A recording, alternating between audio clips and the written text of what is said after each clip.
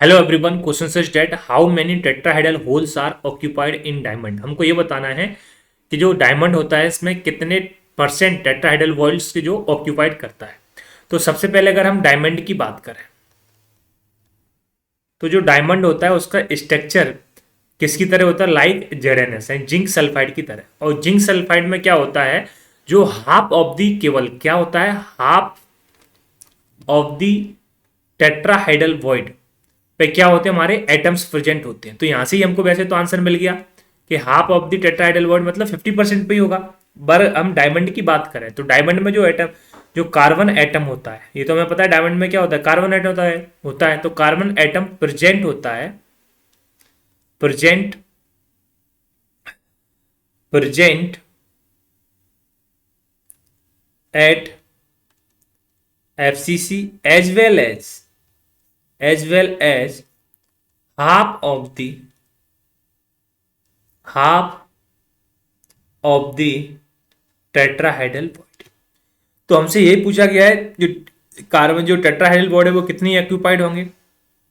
तो अगर हम पहले एफसीसी की बात करें तो एफसीसी में मतलब क्या है, एफसीसी का मतलब है कि इसमें कार्बन आइटम हमारे एफसीसी पे होते हैं। एफसीसी का मतलब क्या है कि फेस सेंटर्ड क्यूबिक यूनिट्स है।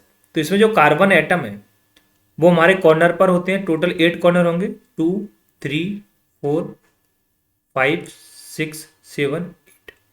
क्लियर है। तो 8 कॉर्नर और एक कॉर्नर का कंट्रीब्यूशन होता है एक यूनिट सेल के अंदर 1/8। तो 1/8 से मल्टीप्लाई कर दिया, टोटल 6 फेस सेंटर होते हैं, 1 2 3 4। एक इस बोर्ड के बाहर एक पीछे, तो 6 हो गए।